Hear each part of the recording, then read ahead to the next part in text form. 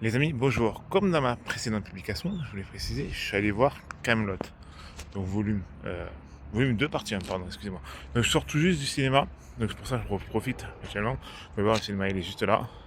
En plus, on est en train de le refaire. C'est en plein travaux dedans, c'est génial. On verra ce que ça donnera. Bon, le film. Donc, si jamais vous allez avec l'idée, avec l'impression et l'idée que vous allez rigoler à tout vent, parce qu'il va y avoir des vannes qui vont foiser, comme on a eu lors des premières saisons, n'y allez pas. N'y allez pas.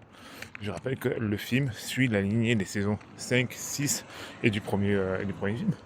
Donc, l'humour est présente, pas en abondance, et c'est ça se prend un petit peu au sérieux. Le film en lui-même est plutôt pas mal, certes. Il y a beaucoup de choses qu'il y a dedans, trop de choses. Oui, c'est peut-être pour ça qu'il a divisé en deux parties, mais vraiment, même dans cette première partie, à un moment donné, je ne savais plus qui ont suivi qui, ni pourquoi. Donc, je rappelle l'histoire. Arthur revient dans le royaume de l'ogre, défie Lancelot dans le premier, réduit Camelot en cendres, laisse Lancelot vivre, et lui, il part en Carmélide avec sa compagne. C'est même carrément le début de ce film. Donc, voilà, donc, il est en Carmélide. Il n'a pas envie de redevenir roi, il n'a pas envie que la table ronde se refasse, mais ses beaux-parents, donc le seigneur Léodagan de Carmélide, prend les devants et réorganise une nouvelle table ronde avec des anciens chevaliers, mais aussi des nouveaux. Et ça, c'est plutôt pas mal. C'est bien parce que ça fait une petite passation de pouvoir entre les anciens qui sont là depuis le début et les nouveaux qui arrivent et qui intègrent la nouvelle bande, j'ai envie de dire. Et c'est là où le film se perd un petit peu dans l'histoire. Parce que pour moi, je pensais que le but, c'était la quête du Graal, bien entendu, mais aussi la reconquête de Camelot. Et en fait, compte, ce n'est ni l'un, ni l'autre, quasiment. On voit un roi en perdition, on voit un empire qui se déchire. Et j'ai même extrêmement rigolé pendant la séquence, la première table ronde, parce que ça m'a fait rappeler, en fait, ce qui se passe ici, actuellement, dans notre pays. La séquence de la table ronde, sans le roi Arthur, où tout le monde se chamaille, j'ai explosé de rire dans la salle de cinéma, j'avoue, parce que ça m'a fait repenser à ce qui se passe actuellement avec nos politiques à nous, dans l'Assemblée nationale. Le bordel sans fin. Et ça a été bien retransmis dans Alexandre Astier. Mais, comme je l'ai dit, le souci qu'il y a, c'est qu'il y a trop de personnages secondaires, je trouve, et qu'on part sur trop d'histoires en même temps. Voilà. Et j'en ai peut-être même oublié parce que, donc on a le roi Arthur qui, lui, se laisse couler douce. Il est menacé de mort, mais on ne sait pas par qui, on ne sait pas pourquoi. On pense que ça vient de l'Orcanie, donc il envoie 3 mercenaires là-bas pour voir si l'ancien roi Lot n'est pas revenu. On a des nouveaux chevaliers qui décident d'aller voir le dernier dragon en vie. Ok, très bien. On a d'autres chevaliers qui, eux, n'ont pas de quête, mais se disent, tiens, ça en allait péter Lancelot. Ok, très bien. Et on a donc le personnage de Caradoc avec la Dame du Lac, plus le tavernier, qui, parce que comme ils ont eu des visions, décident de partir en mer Méditerranée, mais ça n'a pas osé. Très bien. Donc juste le nom, 3 fontaines. Voilà, c'est tout. Voilà grosso modo le résumé de cette histoire. En fait, j'ai trouvé le film très joli. Franchement, sur ce côté-là, très bien filmé. Franchement, les cadres sont magnifiques. J'ai rigolé, c'est vrai, j'ai bien aimé. J'ai bien apprécié. J'ai beaucoup rigolé dans certains passages, comme j'ai dit, de table ronde. Il y a d'autres passages qui m'ont moins marqué, mais que j'ai bien aimé. Redon Bouguebara, il me fait hurler de rire dans toutes les scènes où il apparaît. Il était mortel. Le mec, il aime pas la bourgeoisie. Il s'endort dans une maison, il sait même pas où c'est. Il se dit, mais j'aime pas les bourgeois, mais pourtant, vous avez. Alors, t'es avec Loïs Cornillac qui joue dedans en plus. Et il me dit, mais pourtant, vous avez rencontré Arthur Balagron. Oui, mais lui, il était à l'extérieur. Ok, j'étais mort de rire. Bref, il y a plein de petits passages quand même qui sont assez comiques. Mais le côté sérieux prend le dessus, c'est ce qu'a voulu toujours, c'est ce qu'a toujours voulu Alexandre Astier avec la suite de la série du coup. Parce que ça suit vraiment ça. Et c'est plutôt bien mené, mine de rien, le sérieux est bien présent. On voit un roi en perdition qui doute, qui ne sait pas ce qu'il fait, pourquoi il est là, qu'est-ce qu'il veut faire plus tard, on ne sait pas. Et de l'autre côté, on voit donc son antagoniste, donc le méchant, Lancelot, qui lui est, j'ai trouvé par contre très bien aussi l'acteur, je trouve vraiment excellent, qui est perdu dans sa folie. Voilà. Moi j'avais trouvé que Lancelot, on était on était plus dans sa psychologie qu'autre chose. Parce qu'il était vraiment perdu, il savait pas ce qu'il fallait faire, il savait pas comment réagir. Mais voilà, donc il y a... donc je crois que c'est Méo Dagan, mais je me rappelle plus le nom du personnage, je m'en excuse. Hein. Ça fait longtemps que j'ai pas vu la série non plus. Malgré moult répétitions, rediffusions sur W9, j'ai pas revu la fin de la série depuis très longtemps. Donc je me rappelle plus trop le nom du personnage.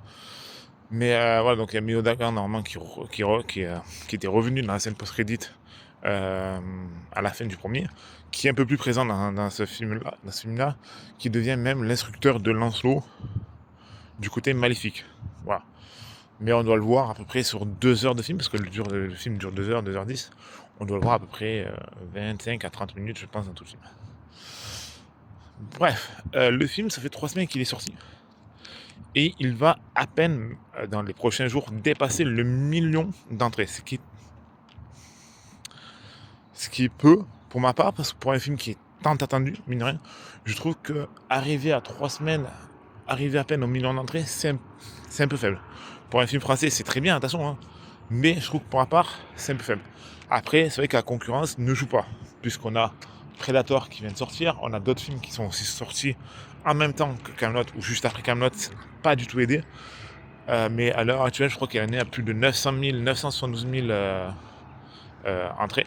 Ça fait quand même le plus gros lancement des films français depuis 2025, c'était le 2e plus gros lancement. Donc, un petit carton, mine de rien. Mais je trouve que ça commence à s'essouffler. Soit parce que les vrais fans ne sont pas présents au cinéma parce qu'ils se disent on n'a pas l'humour des premiers Kaamelott. Alors ceux qui disent ça, je suis désolé, pour moi vous n'êtes pas des vrais fans. Je m'en excuse, hein, je ne veux pas attirer la haine, tout ça. Mais si vous êtes des vrais fans de Kaamelott, vous n'êtes pas arrêté à la saison 3 ou la saison 4, vous avez continué jusqu'à la saison 6 où le film, j'allais dire, où la série devient un peu plus sérieuse. Et je rappelle que les films suivent la qualité et le ton sérieux pardon. Les films suivent le ton suivent le sérieux, pardon, j'arrive plus à trouver mes mots. Les 2 films, du coup, suivent le sérieux que Alexandre Astier avait lancé dans le 5e et 6e livre, donc 5e et 6e saison. Voilà. Exit Perceval. L'acteur s'était expliqué, il voulait recevoir, en fait, l'acteur qui jouait Perceval l'avait expliqué dans une interview, qu'il voulait recevoir le scénario à l'avance, avant le tournage, pour voir l'évolution de son personnage. Sauf que vous connaissez, Alexandre Astier est très secret sur son scénario. Lui n'a pas voulu le donner, il lui a donné le scénario, bien entendu. Et quand il a vu que l'évolution de son personnage n'évoluait pas, il a dit non, je ne veux pas revenir. Du coup, ils n'ont pas fait mourir Perceval, ils l'ont fait partir, Perceval. Alors c'est un peu dommage parce que je trouve que le binôme Caradoc et Perceval, c'est ce qui aurait pu sauver un peu plus le film. Je veux dire, les réparties entre les deux, elles étaient géniales, que ce soit dans la série ou dans le premier film.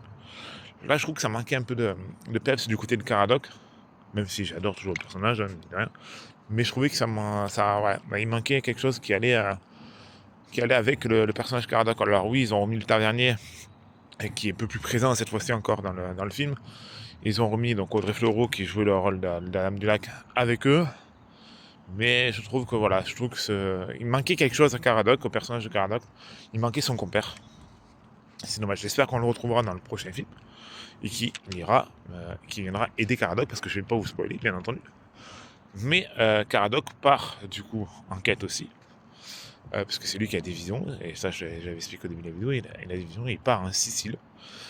Et le roi Arthur va les rejoindre plus tard en Sicile. Et ça, c'est la fin du film, du coup. Hein. Il part en Sicile. Je vous spoil un peu la fin, je suis désolé. Mais on n'en sait pas plus. Et je ne vous ai pas tout raconté d'ailleurs. Mais voilà, c'est assez un peu confus, je trouvais, un peu décousu. Mais voilà, la fin, elle est ce qu'elle est pour ce film. Et on le savait déjà qu'il y aurait une 2e partie, donc un 3e film. Il ne sera pas le volet numéro 3, il sera le volet numéro 2, partie 2.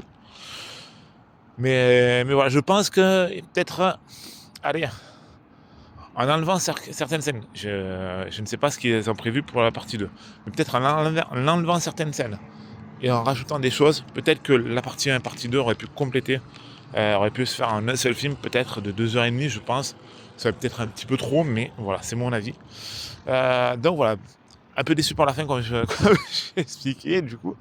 parce que ça laisse un peu sur un suspense, mais qui n'est pas trop un suspense, parce que je pense que c'est ça, ils vont y arriver, ils vont nous faire un truc. J'essaie de me rattraper comme je peux, mais j'ai foiré complètement à la fin de ma vidéo.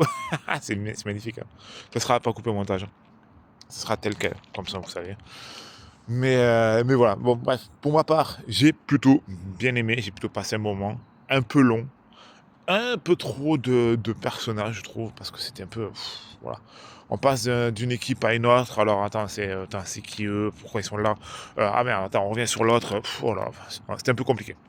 J'aurais préféré qu'ils se concentrent un peu plus, peut-être sur la quête de Caradoc pour le coup, qui était pour ma part un peu plus intéressante, un peu plus développer le personnage de Lancelot, sur sa psychologie du coup, comment il se ressent depuis qu'il a perdu les terres, depuis qu'il est seul chez lui là, à Ban. Bref, tout ce côté-là qui est un peu plus développé. Le fait que peut-être qu'il a de la rancœur, peut-être ça, un truc comme ça. J'aurais préféré un petit truc comme ça sur Lancelot que le fait, ouais, je me suis bolossé. Et alors, c'est ce qu'il dit. Hein. À un moment donné, à la séquence, qu'on se maudit, dit, je me suis bolossé par quelqu'un qui a une arme magique. Qu'est-ce que vous voulez que je fasse? Ah oui, créer sa propre arme magique. Mais voilà, j'aurais préféré que ce soit un peu plus travaillé, qu'il y ait un peu plus de lien avec Lancelot, que par exemple, je sais pas, Arthur s'inquiète de ce que Lancelot va préparer. Mais voilà, ça m'a manqué un peu de ça. J'espère que le prochain film ne va pas tarder à sortir, parce que c'est vrai qu'on a eu quand même 4 ans entre le volet 1 et le volet 2 partie 1. J'espère qu'on va pas attendre 4 ans pour la partie 2. Voilà. Avec autre chose, j'étais surpris de voir apparaître Disney Plus à la production. Je me tiens. Disney Plus. Alors, je sais qu'il y a eu un partenariat avec Disney Plus pour le coup, parce qu'ils sont actuellement en train de diffuser. On a accès actuellement sur Disney Plus au premier volet. Oui, j'ai toujours mes paquets, hein, vous savez. Donc peut-être ça. Ils n'ont pas encore diffusé la série. Bon, après, que M6 produise, ça c'est normal. Mais ouais, j'étais surpris de voir Disney Plus. Voilà, donc n'hésitez pas à me dire dans les commentaires votre avis sur le film, sans trop spoiler, même si j'ai un peu spoilé, j'avoue. Et puis, moi, je vous donne rendez-vous très rapidement pour une nouvelle aventure. Allez, ciao les amis.